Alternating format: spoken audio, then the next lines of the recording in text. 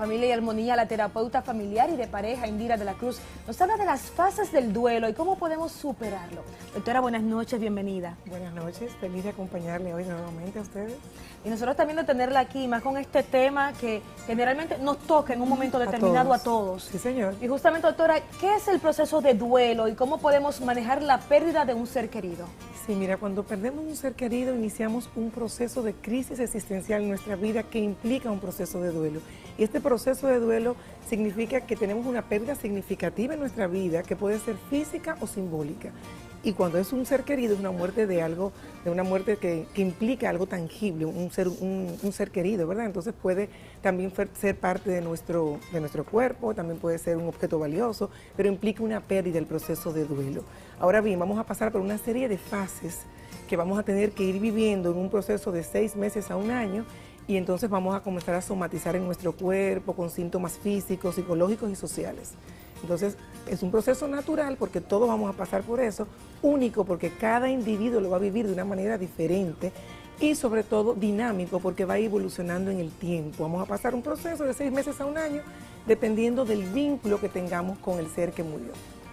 ¿Cuáles son estas fases de duelo? ¿Tienen algún nombre? ¿Cómo podemos identificarlas? Sí, tenemos la primera fase que es la fase del shock de la noticia. Cuando nos enteramos de que la persona ha muerto, nos quedamos como atónitos, aturdidos y no sabemos qué hacer. Luego viene la fase de negación, donde decimos, no, esto no me puede estar pasando a mí, no puede ser, seguro dejé de hacer esto, no hice aquello, por culpa mía se murió. Entonces, esa es la fase de negación. Todos pasamos por shock y negación.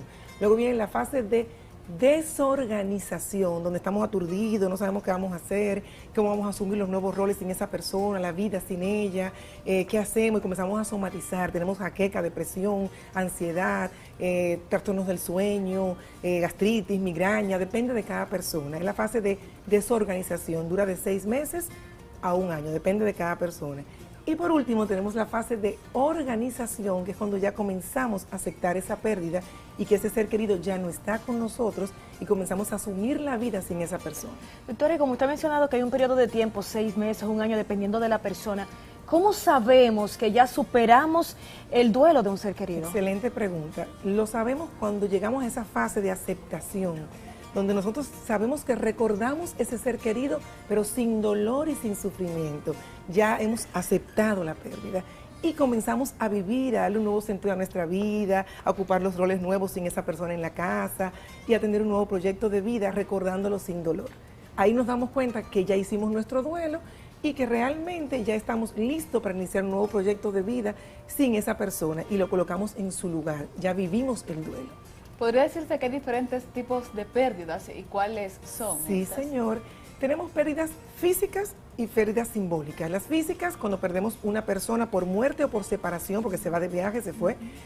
Cuando perdemos un objeto muy preciado o cuando perdemos una parte de nuestro cuerpo. Esas son pérdidas físicas. Pero hay pérdidas simbólicas cuando, por ejemplo, las que no se pueden tocar. Por ejemplo, la muerte de una relación de pareja, el divorcio, es una pérdida simbólica. Y se vive un proceso de duelo igual, todos los miembros. También tenemos una pérdida simbólica cuando perdemos la salud por una enfermedad fuerte, terminal, o una enfermedad. Cuando perdemos la juventud, hay personas que hacen un duelo y hacemos un duelo. Cuando perdemos un trabajo, que es importante para nosotros, con un estatus social. Cuando perdemos el honor, la reputación, hacemos procesos de duelo. Doctora, y volviendo ahora al duelo de una persona que falleció, de muerte, ¿qué importancia tiene el funeral en el manejo de este duelo? Es muy importante el funeral, es un ritual que existe en todas las culturas y existe porque cumple con unas funciones específicas. Primero, le permite a los dolientes despedirse del muerto y aceptar que ya va a estar en otro lugar. Físicamente y simbólico lo estamos despidiendo y lo estamos colocando en otro lugar fuera de nuestro hogar. Y eso simbólicamente significa mucho a nivel psicológico. Además, le permite al grupo social de amigos y familiares despedirse del muerto también y expresar las emociones en ese funeral, todo el mundo. Y eso es una catarsis de emociones muy importante para el proceso de duelo. Lo mejor es asistir al Y funeral. lo mejor entonces es asistir y llevar a nuestros niños, si es un padre, si son unos hijos, a despedir a su padre. No importa la edad que tenga, es importante que ellos vivan este ritual. En todas las culturas hay rituales funerales. No importa si es indígena, de donde sea, porque los rituales son muy importantes para cerrar ciclos.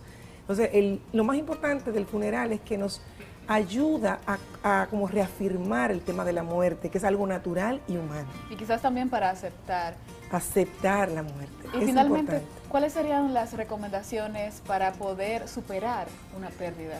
Bueno, lo primero que les recomiendo en terapia a todos mis pacientes y a las personas que estén ahora mismo pasando por un proceso de duelo ahora, es que hay que vivir un proceso, es un proceso que va a durar de 6 meses a 1 año, depende del tipo de duelo, si el duelo fue de un hijo, que es el duelo más complicado de todos y el más difícil de vivir.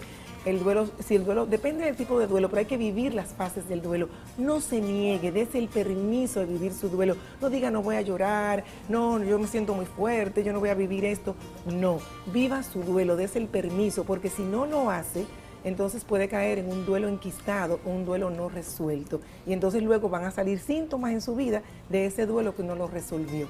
Por eso es importante, si no se siente capaz, busque ayuda terapéutica. Hay especialistas nada más en procesos de duelo. Un tema delicado, pero importante dominar Muy para importante. cuando nos toque ese lamentable y doloroso momento. A todos nos va a tocar. Doctora, gracias por acompañarnos. Gracias a ustedes. Recuerden, pueden seguir en contacto con la doctora Indira de la Cruz, inclusive asistir a terapia con ella. Es experta en terapia familiar y de pareja. indiradelaCruz@gmail.com, las preguntas para este espacio y también para consultas, 809-858-3680.